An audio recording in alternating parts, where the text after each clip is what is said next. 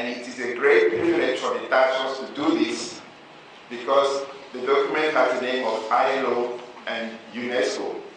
And the task force includes other stakeholders, and its comparative advantage is exactly to build on what the members are doing to make it more known and then use it for developing the teaching profession worldwide.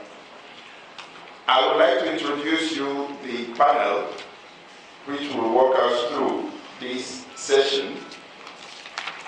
The first person who we will hear of is Mr. Jordan Naidu, who needs no longer introduction. Jordan, he is the Director of the Division of Education 2030 Support and Coordination at UNESCO. It is within his division that the Teacher Task Force Secretariat is located. The second panelist will be Oliver Young, Senior Technical Specialist on Education at ILO, Secretariat of the Joint ILO UNESCO Committee of Experts on Teachers. The third person to take the floor will be Beatriz Avalos from Latin America here, and who is a long-standing member of the Committee of Experts set up by ILO and UNESCO to monitor the implementation of the recommendations. Then we have William Radcliffe, we call him Bill. He's right now an independent consultant, but he's one of the witnesses of the adoption of this recommendation. He has worked on the CIAT meetings for several decades, and we are lucky to have him as somebody who can testify, who has the institutional memory to talk about the life of the recommendation in the decades that precedes this commemoration today. Finally, we have Dr. Simon Doctors. Dr. Simon Doctors, who will be working with us to prepare a special event for the commemoration.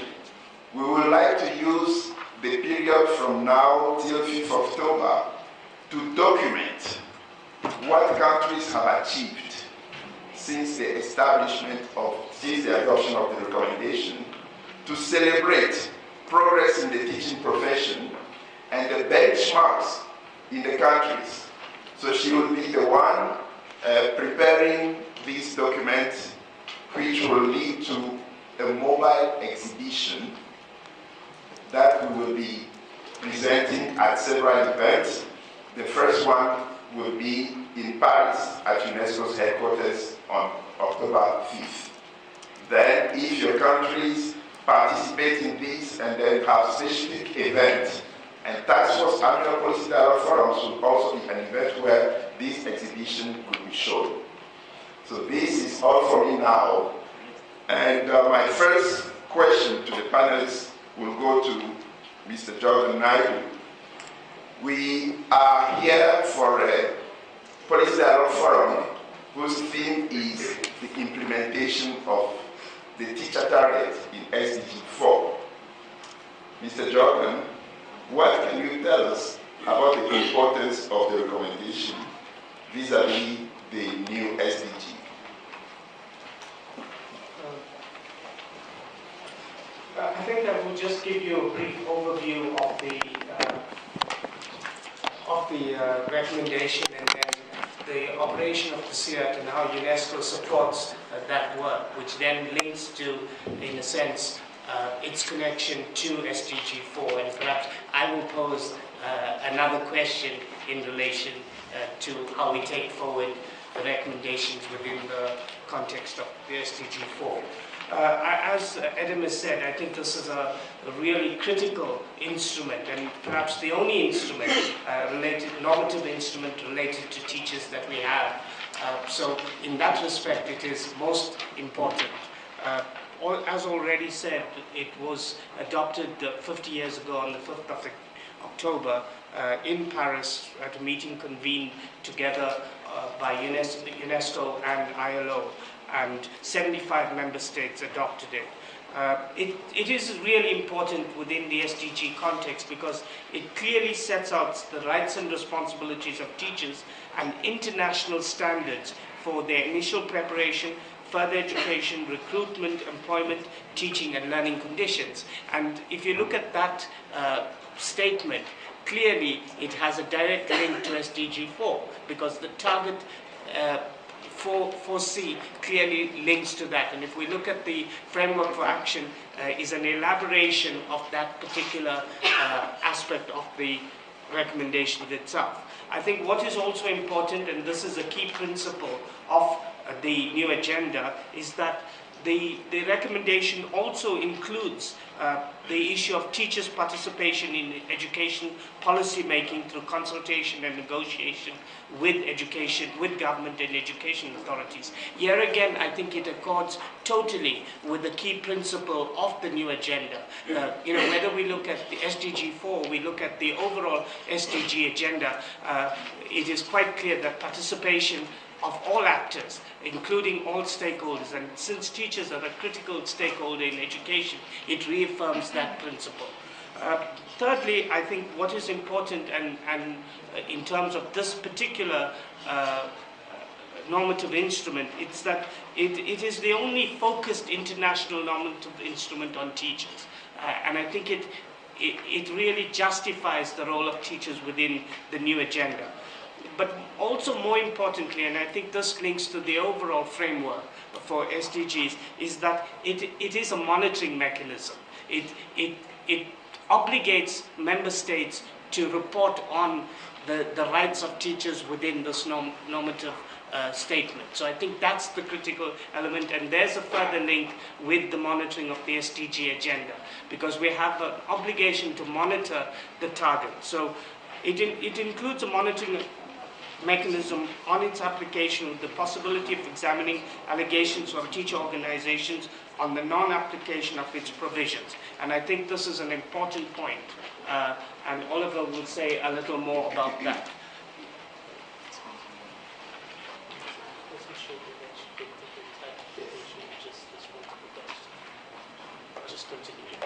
Well, John mentioned something interesting. You said it's a normative instrument. Has it been used? Has it been used by countries in reality? Yeah, I think, well, that takes me to the next point of my presentation in a sense, is that it has a specific mechanism for application of the instrument. And this is done through the work that UNESCO supports together with the ILO through the committee of experts on the application of the recommendation, of which Beatrice is a member. So that is the formal mechanism for application of the instrument itself. And I will give you one or two details about how the CIAT actually works and its composition, which gives us a better idea of it in practice. Firstly, I think the CIAT is a very representative mechanism in that it has both geographical as well as gender representation and expert representation in all of the areas related to the instrument itself. The experts are appointed, 6 experts appointed. Could you speak closer Sure. to your microphone? We have problems in the booth. Thank you. 6 members are appointed by the Director General of UNESCO, and 6 are appointed by the Governing Board of ILO. The committee meets every 3 years to examine the latest evidence on the application of the recommendation. And it includes reviewing studies, reports, and other information on teacher issues. And I think what is important is that there's a synthesis report that's presented to both the Executive Board of UNESCO as well as the Board of ILO.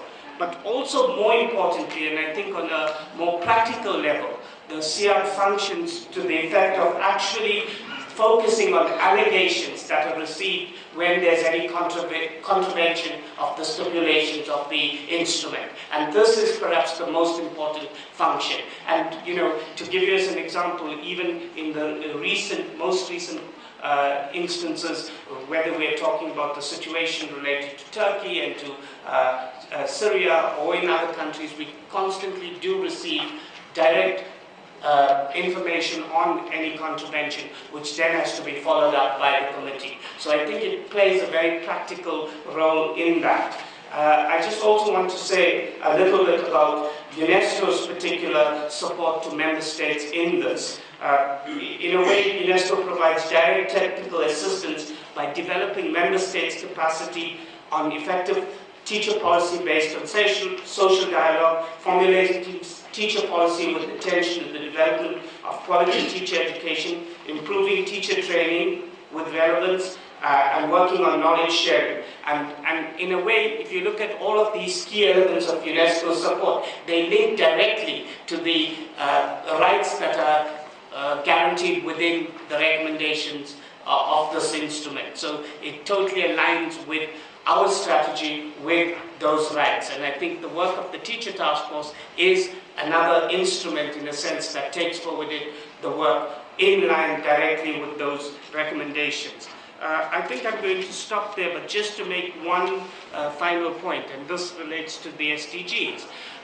Given that the instrument was adopted 50 years ago, the question is there a need to revisit it? Do we need to update it, given it's 50 years, there have been changes or not? But at the same time, on the reverse, we also have to ask, do we jeopardize the instrument by revisiting it? So would the cost be greater than the benefit of revisiting it, given the current circumstances in which we find ourselves? So I think that's a question I leave for my fellow panelists. Thank you very much, Jordan.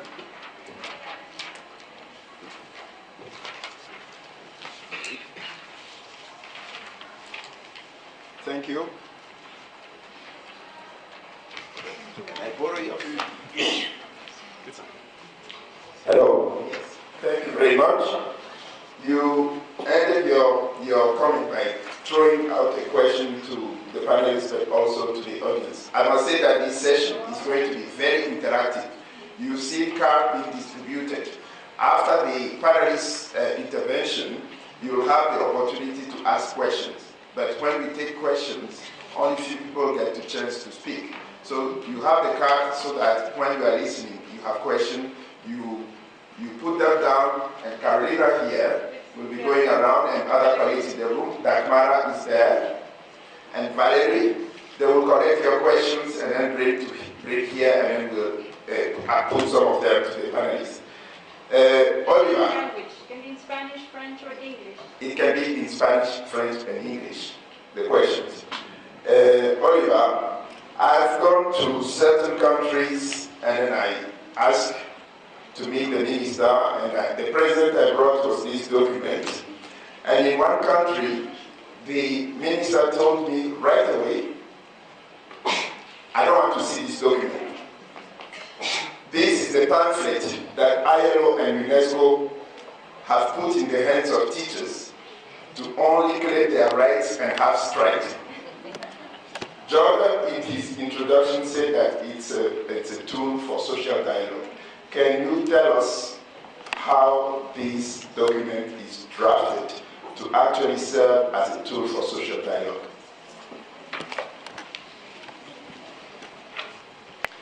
Thanks, Adam. I'll stand if you don't mind. I want to start off just taking off where Jordan left off about how unique this instrument is. Some people have asked me, well, if teachers are so important, shouldn't we have a convention, something that people can ratify and we can force states to apply the provisions? But this is actually rather unique in international law. You have a recommendation, which means it's only guidance, but you have, and as Bill will elaborate, a monitoring mechanism attached to that not only monitors how it's applied, but actually receives complaints and allegations from teacher unions if it's not being applied. So this is something that is almost as powerful as a convention, and it doesn't have to be ratified. If it had to be ratified, it might only apply to a few states. Now, getting to Eden's difficult question. I'll get there eventually. First, we have to talk about what social dialogue is. It's a word I know we use a lot, but it might be worth defining a bit. It generally refers to three kinds of interactions between unions, employers, and governments.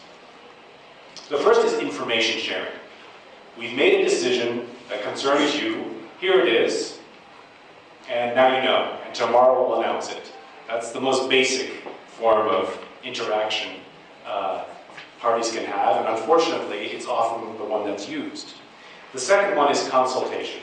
Consultation being informing of a planned decision and getting feedback and input, and hopefully acknowledging that feedback and input. And finally, the third kind of interaction you can have in a social dialogue is negotiation.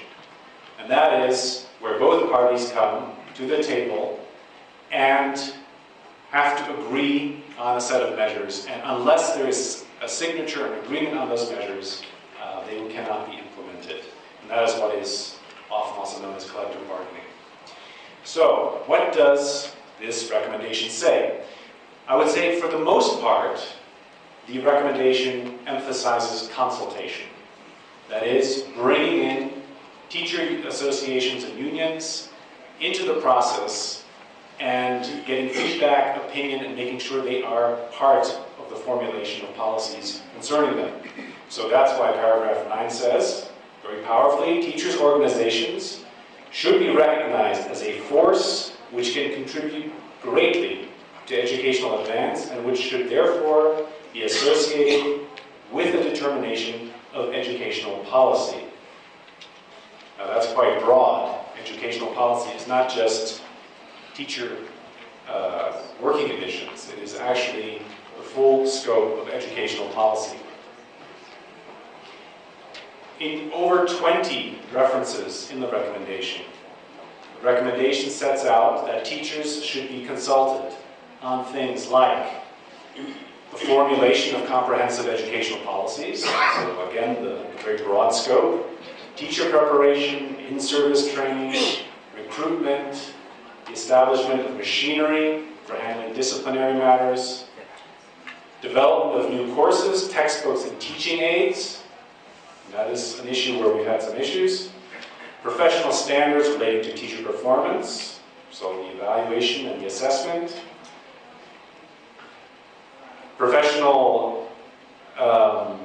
Development of codes of ethics, salary scales, the planning of school buildings and school planning in general, and social security provisions. So as you can see, it sets out really that teachers should be involved in almost all aspects of educational policy. And on two areas, the recommendation is quite firm that it should involve negotiation. In other words, direct collective bargaining in which the two parties have to agree on something. Salaries and working conditions for teachers should be determined through a process of negotiation between teachers' organizations and the employers of teachers, so through collective bargaining. And it also sets out that statutory or voluntary machinery should be established for negotiation, so that this negotiation, this collective bargaining process shouldn't just happen ad hoc, but that there should be an institutionalized instance for this kind of negotiation. Now, getting to Adam's tough question. The word strike doesn't appear anywhere in this recommendation, thank God. But the word strike actually doesn't appear in any ILO, International Labor Standard. So it is an implied right. The preamble of the recommendation quotes ILO Convention number 87 on freedom of association and ILO Convention 98 on collective bargaining rights. These are considered two fundamental international labor standards. And as some of you may know, there was a huge fight at the ILO, so bad that it collapsed the International Labor Conference in one instance, about whether Convention 87 implies the right to strike. And after intense social dialogue last year, the constituents of the ILO recognized that if you have trade unions and if you recognize collective bargaining, and given that trade unions are often in a much weaker position vis-a-vis their employer, it is implied that in their means they can strike. And this is actually set out fairly clearly in the recommendation itself. And it says that teachers' organizations should have the right to take such other steps as are normally open to other organizations in the defense of their legitimate interests. So I'm afraid, Adam, that the minister had a point. This is an instrument which does, in many ways, set out that teachers should have last resort to industrial action if they can't get what they want. But does this mean that this is what they should do? Is this saying that now that you've got this in your hand, you should go out and have a strike? No. The instrument, as you know, is also quite heavy on the responsibilities of teachers. One paragraph says, teachers and teachers' organizations should seek to cooperate fully with authorities in the interest of pupils, of the education service, and of society generally. And there are several other provisions talking about the responsibilities of teachers to make sure that they uphold the highest professional standards. So there is definitely this idea that both unions and employers should have in mind the ultimate learning goals and education goals, education policy, and that is something that to build on. Let me finish by just talking about what the reality is with regard to some of these provisions. Around the world, and Education International can say more about this, the state of social dialogue in education is very varied. There are numerous countries where there is institutionalized social dialogue and where teachers actually do play an important role in setting out education policies. In some countries, there's good social dialogue, but there are restrictions. Certain categories of teachers have civil service status and therefore are restricted, for example, from the right to strike, which limits to some degree their power in negotiations. In other countries, teacher unions are the object of intimidation and violence. In a separate procedure in the ILO, the Committee on Freedom of Association, which deals with serious violations of trade union rights, there have been over 100 cases concerning teacher unions, including the assassination of trade union leaders, the intimidation of teachers for exercising their trade union activities. We've seen also that in the era of austerity, many measures were taken, reducing education budgets, putting more kids in classrooms, extending working hours, that were done without the consultation process. And on a number of issues, we've gotten complaints about how teacher unions are not consulted about very important measures that affect their working conditions. So what's the future on this issue? One of the areas that the ILO has been working on is promoting, and this goes back to the concerns of the minister that Adam met, so-called interest-based bargaining. Can we facilitate good social dialogue between unions and the employers by bringing both parties away from their dug-in institutional positions and starting from the basis that where there's enormous consensus about actually creating quality education services? I think something that you all know in your experience is that when you take two technical officers from the union and from the education ministry, there is usually vast consensus about what needs to be done to create educational quality. When it gets to the political level, who pays for it, who and how to do it, that's where the disagreements start. But if you can start from this common position, then we've seen that sometimes negotiations can go more smoothly. And there have been cases, there's a famous case in the United States where an embittered battle between a union its employer was resolved through a long-term investment in interest-based bargaining, to the point which that the local employer, which at this point was a county education board, refused money from the federal government because it would have implied restrictions on the social dialogue it was having with its union. It valued the dialogue it was having so much that it actually turned away funds and said, no, we will actually get better quality if we continue to invest in solid dialogue with our union. So on that hopeful note, I hope that we can continue promoting this recommendation. It guarantees basic rights of teachers, including the right to strike, but it also promotes positive social dialogue. And in that sense, I think it can play a very important role in promoting SMG4. Thank you.